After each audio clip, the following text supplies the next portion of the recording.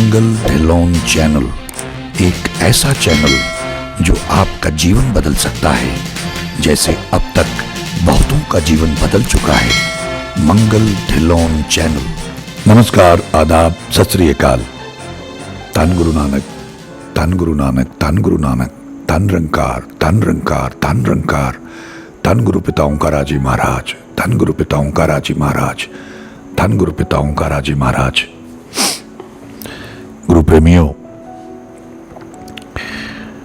ये कुछ सज्जनों के प्रश्न आए थे, व्हाट्सएप पे आए और इस चैनल पे भी हमारे, जैसे उनके दिमाग में, हालांकि it doesn't matter to me, लेकिन ऐसे ही मेरे मन में ख्याल आया कि ये मेरे बीमार होने से पहले आए हुए थे। जैसे मैंने बताया कि डॉक्टर साहब हैं बाल्टीमोर में, तो उन्होंने भी लिखा, बड़ी मेहनत की उन्होंने, बड़ा दिमाग लगाया और उसके बाद लिखा। और उनको ऐसा लगा कि ये जो मुझे उत्तर आए, जो मैं रब भगवान से मेरी बातें सीरीज हमने शुरू की हुई है, तो उसमें ये उत्तर मुझे डॉक्टर रजनी लिख के भेजती हैं, ऐसा उनको लगा। और भी एक सज्जन ने ऐसे लिख के भेजा। ये मैं इसलिए बीच में कर रहा हूं क्योंकि इससे आगे फिर हम वही सीरीज शुरू करेंगे, रब भगवान से मेरी बातें। तो इसमें मुझे लगा कि मैं ये जिक्र ज़रूर करूं, क्योंकि इस तरह की विचारधारा से जिनका विश्वास पहले से ही डगमगाया होता, जो कंफ्यूज होते हैं, वो और डगमगा जाते हैं, कंफ्यूज हो जाते हैं, क्योंकि समय भी ऐसा चल रहा है। तो मैं उन सज्जनों से और ख़ास करके दूसरों से भी मैं ये शेयर करना चाहूँगा कि ठीक है, हालांकि मैं इसके बारे में आगे आने वाला था, क्योंकि हम तो इस पर बहुत हंस चुके हैं, तमाम एंगल सब लगा चुका हूँ मैं, क्योंकि घूम फिर के बात तो वहीं आती है। तो बड़ी कॉमन सेंस की बात है कि जो मेरे आसपास रहता है, जिसको मेरे बारे में बहुत कुछ मालूम है, तो निश्चित रूप से वो ऐसा कर सकता है। तो ये तो पहला ख्याल आता है आदमी को, क्योंकि आपको यकीन नहीं आता है कि ऐसे कैसे हो सकता है, ऐसे कैसे लिखित में आपको उत्तर आ सकते हैं, कोई अदृश्य शक्ति कैसे आपको ऐसे उत्तर भेज सकती है। तो आपके सारे लॉजिक, साइंटिफिक लॉजिक्स, आपका दिमाग फेल हो जाता है। तो इसलिए फिर आप उसको मानने से इनकार, जैसे लोग ईश्वर को मानने से इनकार कर रहे हैं, क्योंकि उनकी समझ से परे की बात है और उनको ये मालूम नहीं है कि वो हम सबकी समझ में नहीं आ सकता है। हम सबकी समझ उसके मुकाबले बहुत छोटी है, लेकिन हम तो समझना चाहते हैं, हमारी समझ में कैसे आएगा वो। खैर, मैं कुछ एक बातें जो मुझे ऑफ द कफ जो है से याद आ जाएंगी। पूरी तरह से मैंने कोई ऐसे तैयारी नहीं की, क्योंकि मैं आज काफ़ी दिनों बाद बैठा हूँ। अभी 10:30 बजे हैं, तो ये मैं दूसरा एपिसोड रिकॉर्ड करके उसके बाद जाऊँगा रेस्ट के लिए। एक तो मैं इसलिए इस नतीजे पे पहुंचा कि नहीं, वो डॉक्टर रजनी की बस की बात नहीं है। क्यों? एक तो उनकी भाषा, दूसरा जो ज्ञान है, इतना गूढ़ ज्ञान की बातें, वो डॉक्टर रजनी की बस की बात नहीं है। तीसरा, मेरे मन की बातें जो मैं ही जानता था, मैं सोचता था और वहां से लिखित रूप में आ जाता था। मैं अपने भाइयों के बारे में सोच रहा था तो लिख के आ गया। मैं वहां एक मेडिटेशन सेंटर, या मेरी इच्छा थी कि गुरु साहब का प्रकाश कर दें, ग्रंथि रख देंगे, और जब वहां नहीं होंगे, निघासन की बात कर रहा हूं मैं, तो एक कॉर्नर में वहां पे ऐसा था कि वहां भजन चलते रहेंगे। ये मैं सोच रहा था और वहां से लिखित रूप में उत्तर आ गया कि बेटा, अति उत्तम विचार है जो तुम वहां सोच रहा है ध्यान केंद्र के बारे में। तो अब मुझे ये बताएं कि जो मैं सोच रहा हूं वो डॉक्टर रजनी को कैसे पता चल जाएगा। वहां भाइयों के बारे में सोच रहा हूं, उनको कैसे पता चल जाएगा। इसके अलावा जो 2016 की घटना का जिसने मेरा पूरा चेंज कर दिया, जिसकी वजह से ये सब घटा मेरे जीवन में, उस होटल में जो मेरे एक और मित्र थे न्यूयॉर्क से, वो थे, हम 3 लोग थे। वहां क्या हुआ 2016 में, ये तो किसी को मालूम नहीं है। ये तो सिर्फ हम 3 लोगों को मालूम था। वहां कैसे शहीदन सिंह ने उस पर हमला किया, उसका मुंह तोड़ा, उसका मुंह सूज गया, और उसके बारे में मुझे लिखित रूप में आता है 2018 में, और हमको तो तब पता चला कि वो हमला पवित्र शेर सिंह ने किया था, जिनका मेरे साथ पहरा रहता था, मेरी रक्षा करते थे। वरना हम तो ये सोच रहे थे कि वो तो कोई हॉन्टेड होटल है, ये कैसे हो सकता, हमारी तो समझ से बाहर ही था। और हम हैरान परेशान होकर सोच के सब भूल गए थे। तब 2018 में आया कि बेटा तुझे मालूम है तेरे सामने कैसे पवित्र शेर सिंह ने उसको तोड़ा था। तो अब ये इसमें डॉक्टर रजनी कहां से आ गई, और इस तरह की बहुत सारी बातें। अब वो जो बात मैं बहुत साल पहले ध्यान में कह चुका था, मैं कह चुका था कि मैं महाराजा होता था, मैं देख रहा हूं ध्यान में, और मेरा नाम भंगुरनाथ था। डॉक्टर रजनी ने मुझसे पूछा कि आपका नाम भी है कोई, मैंने कहा महाराजा भंगुरनाथ। और उसने पूछा मैं भी हूं वहां, तो मैंने कहा हाँ। तो मैं कौन हूं उसने पूछा, तो मैंने कहा ऋषि कन्या। भाई इतना ही फ्लैश आया मुझे।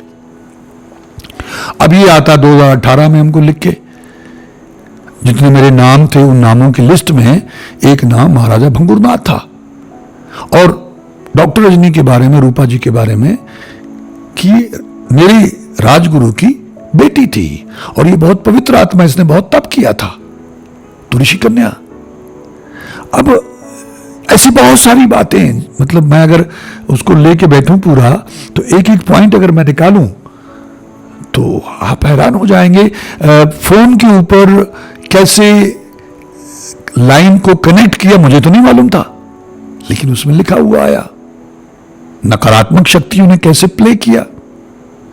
मेरा इम्तिहान, जो मैंने पहले भी कहा कि मेरी समझ से बाहर था, मैं तो भाग्य को ही मानता हूं कि भाग्य के अंदर ही सब कुछ निहित है, लेकिन कुछ चीजें भाग्य से बाहर भी होती है, मुझे पहली बार पता चला। ये डॉक्टर रजनी मुझे कैसे लिख के बताएंगी। दूसरी बात, मुझे ये बताइए, जैसे उन्होंने कहा कि आजकल टेक्नोलॉजी की बात है, कोई भी आदमी, मैं ओपनली चैलेंज करता हूं। जैसे प्रभु जी आए और उन्होंने, जैसे मैंने उनसे प्रार्थना की कि मुझे दर्शन दें, तो उन्होंने कहा तूने तप नहीं किया, तप कर तो दर्शन होंगे, तू ताप को झेल नहीं पाएगा, तो बेटा तप कर।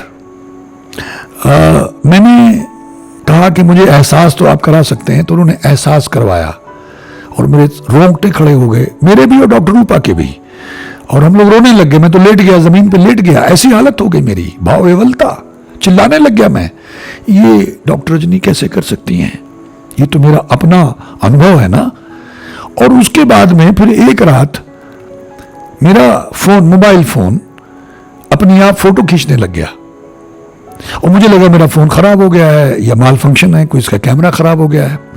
तो उसके 2 दिन बाद, मुझे एग्जैक्ट याद नहीं है, जब मुझे उत्तर आया कि बेटा मैं आया था, चित्र मैं ही खींच रहा था, तुम्हें संकेत देने के लिए कि मैं आया हुआ हूं, क्योंकि तुमको एहसास कराता हूं तो तुम भाव विवल हो जाते हो, तुम्हारी क्या हालत हो जाती है। उत्तर मैं तुम्हें हर समय नहीं दे सकता हूं, लिखित रूप में ईश्वर से आज्ञा मिलती है तो मैं उत्तर देता हूं। तो ये एक माध्यम था तुम्हें संकेत देने का कि बेटा मैं आया हुआ हूं। तो चित्र मैं ही खींच रहा था, तब हमें पता चला कि वो प्रभु जी खींच रहे थे चित्र हमारे, और उन्हें कितनी बार आके खींचे हैं। उसमें डॉक्टर रजनी क्या करेंगे, कैसे, कोई टेक्निक मुझे बताइए कि फोन अपनी आप फोटो खींचने शुरू कर दे, और वो तो उसको फोन को उठा लेती हैं और मेरी तरफ कर देती हैं, कभी मैं फोन को उठा उनकी तरफ कर देता हूं कि प्रभु जी खींचें, तो वो फोटो खींचते रहते हैं। चलिए यहां भी हम कह सकते हैं, जो बहुत बुद्धिमान लोग हैं, साइंटिफिक लोग हैं, कि भाई क्योंकि डॉक्टर रजनी ने जो कंप्यूटर है वो इतनी कंप्यूटर सेवी नहीं है, इतनी टेक्नोलॉजी सेवी नहीं है। हमारे पास ही आके बॉम्बे उन्होंने ये कंप्यूटर वगैरह सब कुछ सीखा है हमसे, तो उनको ज़्यादा इंटरेस्ट भी नहीं है, वो तो ज़्यादा अपने ध्यान में, पाठ में, उसमें लगी रहती हैं, बिल्कुल इंटरेस्ट नहीं है इन चीज़ों में। वो फ़ोन भी नहीं इस्तेमाल करना चाहती हैं कि ये उंगलियां ख़राब करता है, इसकी वाइब्रेशन। प्रभु जी ने भी कहा था कि यही जो खिलौने लोगों ने हाथों में लिए विनाश के कारण बनेंगे। तो उस वक्त हमारी समझ नहीं आती, लेकिन अब 5G वगैरह आ गया तो समझ में आ रहा कैसे ये सब विनाश का कारण बनेगा। तो चलिए मान लीजिए एक सेकंड के लिए कि उन्होंने कहीं से ऐसी टेक्नोलॉजी अर्जित कर ली डॉक्टर रजनी ने, और उसके जरिए वो फोटो भी खींच देती हैं। जादू है उनके पास कि वो फोन पकड़ के ऐसे ही करती हैं और वो खींचता रहता है। मेरी पत्नी मानती नहीं थी, और मैंने ये जिक्र किया हुआ है, तो वो पूछती थी कि कौन तुमको मैसेज भेजता है, कैसे आते हैं, मुझे भेजो, उसकी कॉपी फॉरवर्ड करो, मैं बता देती हूँ तुम्हें कौन मैसेज भेजता, कहाँ से आता है? तो मैंने कहा मैं पूछ लूँ, आज्ञा ले लूँ, अगर आज्ञा मिल जाएगी तो भेज दूंगा। तो मैंने पूछा तो मुझे वहां से उत्तर आया कि नहीं बेटा, आज्ञा नहीं है, ईश्वर की आज्ञा नहीं, ये सिर्फ तुम दोनों के लिए है, तुम्हारे लिए और रूपा के लिए। अगर तुम इसको शेयर करोगे तो ये गायब हो जाएंगे। और ऐसा हुआ, जैसा उन्होंने एक बार कहा, मैंने उनके स्क्रीनशॉट्स लिए थे, करीब 400-500 स्क्रीनशॉट्स, जितने भी उनके उत्तर आए थे मैं उनके स्क्रीनशॉट लेता रहा कि ये परमानेंटली मेरे पास रहें। तो उन्होंने उत्तर में एक में लिखा था कि तुमने आज्ञा नहीं ली बेटा, इनके चित्र क्यों लिए, ये नहीं रहेंगे। और मेरा तो दिल बैठ गया उसी वक्त। डॉक्टर रजनी मेरे पास बैठी तो उन्होंने कहा कि आप देखिए देखिए। मैंने कहा नहीं, उन्होंने कह दिया, उनका कह देना काफी है, इतनी बड़ी शक्ति, इतनी बड़ी हस्ती है तो गए। फिर भी उनके जिद करने में मैंने जब खोला देखा तो वो गायब थे, और उसमें आगे लिखा हुआ था कि अब चित्र लो, अब आज्ञा है, अब रहेंगे। फिर मैंने दोबारा बैठ के लगा रहा कई दिन तक, तो वो चित्र लिए और वो है मेरे पास, उन्हीं को मैंने प्रिंट आउट निकाला।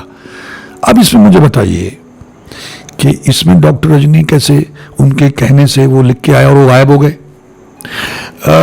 जब पत्नी नहीं मानती थी कि ये पता नहीं, क्योंकि मुझे वो अलग ढंग से देखती हैं कि ये पता नहीं किस दुनिया में रहता आदमी, तो मैं बच्चों को, मेरे मदर इन लॉ के साथ रहती हूँ, बुजुर्ग हैं, अकेली हैं, तो बच्चे भी और ये उनके साथ रहते हैं सेंटा क्रूज में।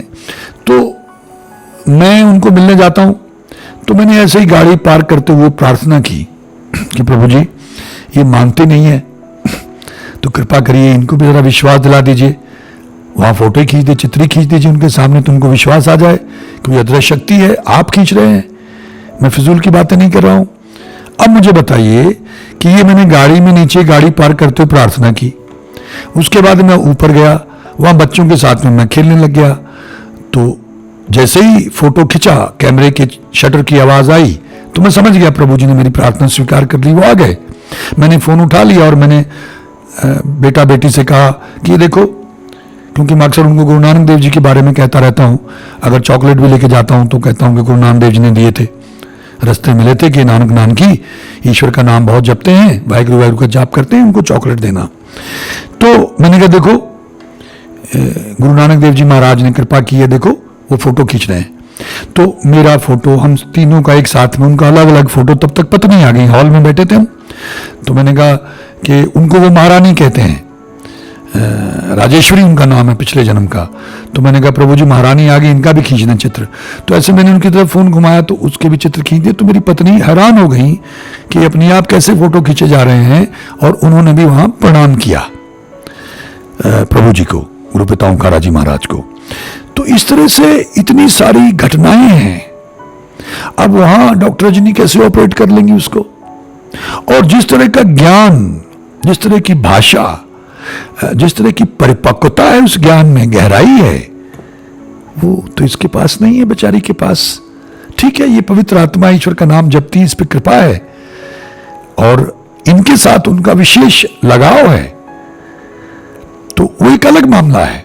जब हम लोग आने लगे थे, अब मुझे पहले कह दिया कि यहां से निकलो, हालांकि मेरा तो बॉम्बे में बहुत काम रह गया, लेकिन 23 मार्च को लॉकडाउन हुआ और 21 मार्च को रात को मुझे उत्तर आया कि बेटा यहां से निकलो।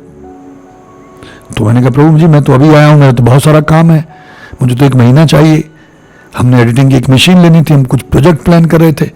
तो कह नहीं बेटा तुम परसों निकलो। तो मैंने कहा प्रभु जी मुझे हफ्ता 10 दिन ही मिल जाते कि नहीं बेटा परसों निकलो। तो तीसरी बार जब कहा तो मैंने कहा सत्य वचन, जो आ गया कोई कारण होगा। तो मैंने अपनी पैकिंग शुरू कर दी, रात को ऑनलाइन टिकट बुक करने की कोशिश की, तो क्योंकि बहुत रश था तो नहीं हो पाई। संडे को मैं जाके एयरपोर्ट पर टिकट बुक करा के आया, और रात को मैं अपने ऐसे जो मेरे न्यूज़पेपर्स थे, मेरी बहुत सारी कवरेज थी, पता नहीं क्यों मेरे मन में क्या आया, तो मैं उनके बहुत सारी फाइल्स थी तो मैं उनके फोटोग्राफ्स लेने लग गया, और प्रभु जी आ गए तो फोटो खींचने लग गए। 2:30 बजे तक रात को रहे वहां।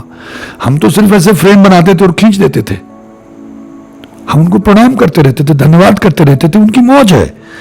तो तमाम चित्र गुरु पिता ओंकारा जी महाराज ने खींचे, और आप हैरान होंगे, जैसा मुझे उन्होंने कहा था कि जब कभी तेरा मन करे, मैंने प्रार्थनाएं की थी, तो रूपा से बात करना, इसका उत्तर मेरा उत्तर होगा।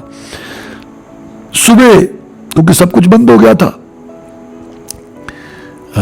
ये 23 तारीख की बात कर रहा हूं मैं, तो कोई टैक्सी नहीं, कुछ नहीं, कोई ओला, कोई उबर, कुछ नहीं। तो मुझे ऐसा लगा कि हम फ्लाइट मिस कर देंगे, एयरपोर्ट नहीं पहुंच पाएंगे, फ्लाइट का टाइम हो रहा था। तो मैंने ऐसे प्रार्थना की, प्रभु जी अब क्या करूंगा, आपने आदेश दिया था, टिकट भी करवा ली, लेकिन अब तो हमें तो साधन नहीं मिल रहा कोई। तो इसके माध्यम से, डॉक्टर रूपा के माध्यम से मैंने इनसे बात की कि प्रभु जी आपने कहा था कि इसका उत्तर, आपका उत्तर होगा, तो मार्गदर्शन करें, क्या करें। तो उसके माध्यम से मुझे कहा कि फर्स्ट फ्लोर पे जो फला स्त्री रहती है उसको फोन कर। मैंने उसको फोन किया तो उसने कहा कि मुझे आप 5 मिनट दें, आप नीचे पहुंचिए, मैं अभी आपको छोड़ के आती हूं, नो प्रॉब्लम। तो वो लेडी आई, हम नीचे पहुंचे, उसने फौरन को अपनी गाड़ी में बैठाया, एयरपोर्ट पे छोड़ के वापस आ गई। इस तरह से हमको फ्लाइट मिली और वो आखिरी फ्लाइट थी। 3 महीने उसके बाद कोई फ्लाइट नहीं आई और हम यहां आ गए। और भी ऐसी बहुत सारी घटनाएं हैं, मैं किस किस चीज का जिक्र करूं। और ऐसे सत्य जो सिर्फ मैं जानता हूं या मेरी पत्नी जानती, जिनको मैं आप लोगों के साथ शेयर भी नहीं कर सकता हूं, ऐसे सत्य वो तो डॉक्टर रजनी सोच भी नहीं सकती, उनको कैसे मालूम होगा। वो सब उन्होंने लिखित रूप में मुझे दिया। तो मैं रीजनेबली इंटेलिजेंट आदमी हूं, जैसे मैंने पहले भी कहा कि मैं अपने आप को बहुत अक्लमंद समझता था। मैं यूनिवर्सिटी का टॉपर हूं और बहुत महापुरुषों का आशीर्वाद है, ईश्वर का आशीर्वाद है। और प्रभु जी ने भी लिख के भेजा कि तू अति बुद्धिमान है बेटे, अपना विवेक इस्तेमाल किया कर, इसलिए तुझे चुना गया, ईश्वर ने तुझे सेवा दी है, इसको छोड़ना मत, इससे तेरा उद्धार होगा। तो फिर भी मैंने तो अपना दिमाग लगाया और फिर वो उत्तर कैसे आते थे वो भी उन्होंने मुझे बताया। मैं एपिसोड में बता चुका हूं कि इस तरह से ये जो खिलौने तुम्हारे पास है, इनके माध्यम से मैं बेटा तुम्हें उत्तर देता हूं। तो मेरे पास मेरी अपनी तुच्छ बुद्धि के मुताबिक जो लिमिटेड इंटेलिजेंस ईश्वर ने मुझे दी है, कोई लॉजिक नहीं है विश्वास न करने का, क्योंकि मैंने हर एंगल से चेक कर लिया, देख लिया और नतमस्तक हो गया। जिसके मन में ये विश्वास नहीं है, जो अपने आप को सुपर इंटेलिजेंट समझते हैं और उनको लगता है कि नहीं ऐसा हो नहीं सकता है, तो ईश्वर उनका भला करे, उन पर दया करे, मेहर करे, उनको सद्बुद्धि प्रदान करे। क्योंकि इसको मान लेने में हमारा नुकसान कोई नहीं है, इसको न मानने में नुकसान है। क्योंकि हम लोग तो ईश्वर को भी नहीं मानते हैं, ईश्वर की बातें करते हैं, ऐ मन मेरे या गलनी किने न पाया, बातों से नहीं मिलता है, आप गवाइए ता सह पाइए, और कैसी चतुराई। अपने आप को मारना पड़ता है, गंवाना पड़ता है, अपनी मैं को मारना पड़ता है, तब वो मिलता है, और किसी चतुराई से नहीं मिलता है। तो जो लोग बहुत इंटेलिजेंट बने बैठे हैं, अक्लमंद बने बैठे हैं, बिना वजह अपनी खोपड़ी इसमें लगाए जा रहे हैं, दिमाग के घोड़े खपाए जा रहे हैं, ये मैं समझता हूं उनकी अज्ञानता और नासमझी है। क्यों इतनी एनर्जी वेस्ट कर रहे हो भाई, क्या मिलेगा आपको। मुझे विश्वास है, मेरा कायाकल्प हुआ, मुझे ऐसे प्रमाण दिए। अब जो पहले घटनाएं घटी हैं, मैं तो एक डॉक्टर साहब के बारे में तो मैं हैरान हूं कि उन्होंने महापुरुषों की संगत भी की और उसके बाद भी उनका ये हाल है, तो मुझे हैरानी है। एक और डॉक्टर साहब मेरे पास दिल्ली से आए थे, उन्होंने महापुरुषों की संगत की थी 14 साल। मैंने कहा अभी भी आप भटक रहे हैं, आप में ठहराव नहीं है, सहजता नहीं आई है, टिक नहीं गए आप। ये दुर्भाग्य है कि अभी भी प्रश्न है, सवाल है, डिस्कशन है। किस बात की डिस्कशन। तो मेरी आप सबसे प्रार्थना है कि समय जाया मत करें, ये समय बड़ा कीमती है और परिस्थितियां विकट हैं, अभी भी विकट हैं, से आगे और विकट होंगी।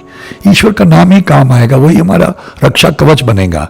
उसको मालूम है अपने भक्तों को, अपने प्यारों को कैसे बचाना है, ये उसकी जिम्मेदारी है। हमारा काम तो सिर्फ उसका नाम जपना है, धन्यवाद करना है, माफी मांगनी है, दया करनी है। 68 तीरथ सगल पुन जीव दया परवान। तो हम लोग गुरुओं से, पीरों से, पैगंबरों से, अवतारों से और ईश्वर से ज्यादा इंटेलिजेंट बनने की कोशिश न करें, फिर हम कुछ हासिल नहीं कर पाएंगे। ये तो सरेंडर का, आत्मसमर्पण का रास्ता है, ये अक्लमंदों का रास्ता नहीं है, जो बहुत तर्क, लॉजिक, सवाल जवाब, बहस, ना ना ना, ये रास्ता ही नहीं है, फिर तो मिलेगा ही नहीं। तो मेरी जितनी तुच्छ बुद्धि है उसके हिसाब से मैंने जितना दिमाग था वो लगा लिया, क्योंकि मेरी भी समझ में नहीं आ रहा था कि ऐसा कैसे हो सकता है।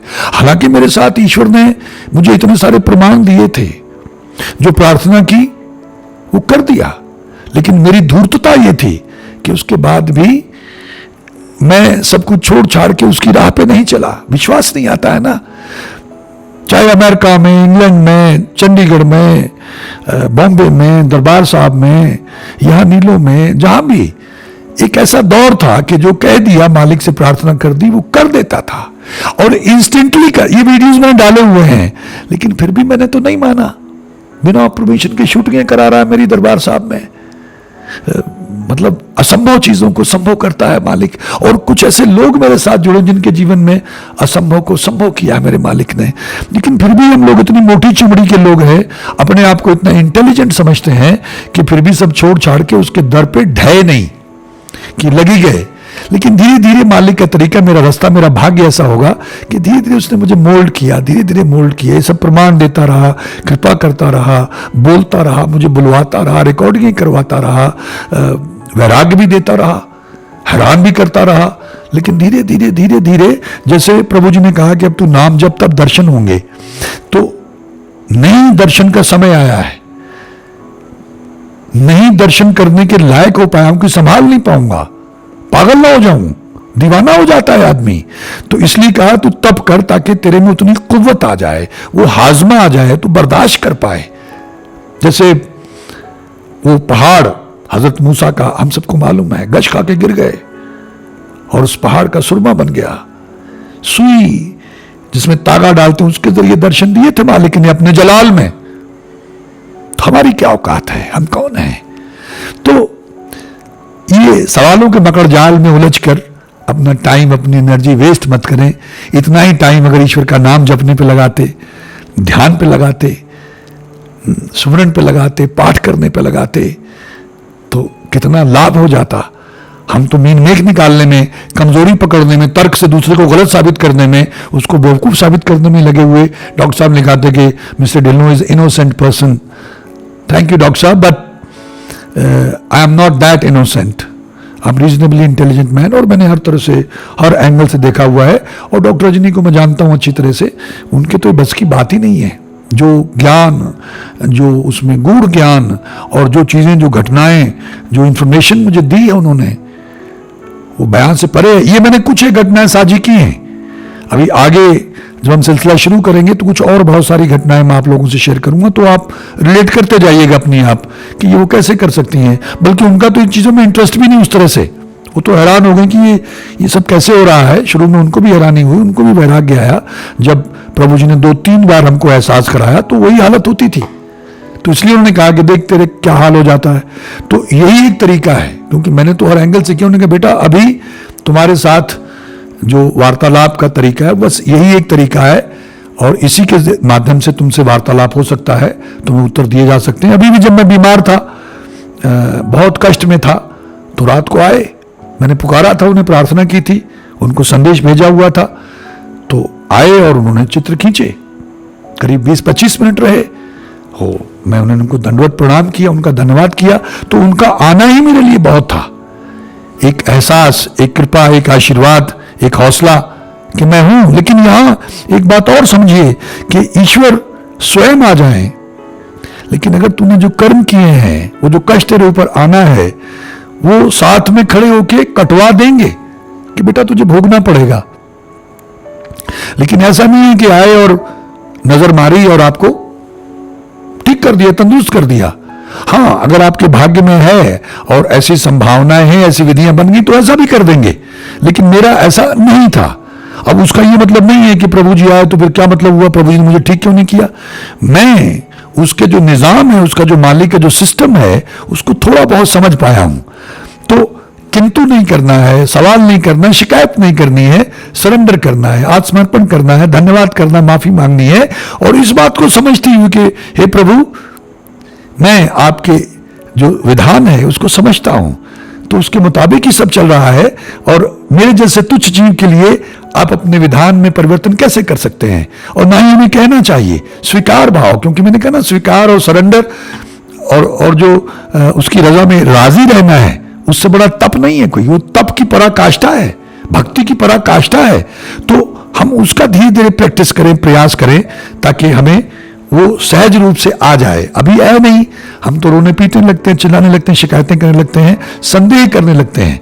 मैं उम्मीद करता हूं मित्रों की बात पकड़ में आई होगी और वो इसका अनुसरण करके इससे पूरा लाभ उठाने का प्रयास करेंगे। आप सबका बहुत बहुत धन्यवाद। ईश्वर हम सबका भला करे। नमस्कार, जय हिंद, जय भारत। धन गुरु नानक, धन गुरु नानक, धन गुरु नानक, धन निरंकार, धन निरंकार, धन निरंकार। धन बाबा श्री चंद जी, धन बाबा श्री चंद जी, धन बाबा श्री चंद जी, धन गुरु पिता ओंकारा जी महाराज, धन गुरु पिता ओंकारा जी महाराज, धन गुरु पिता ओंकारा जी महाराज।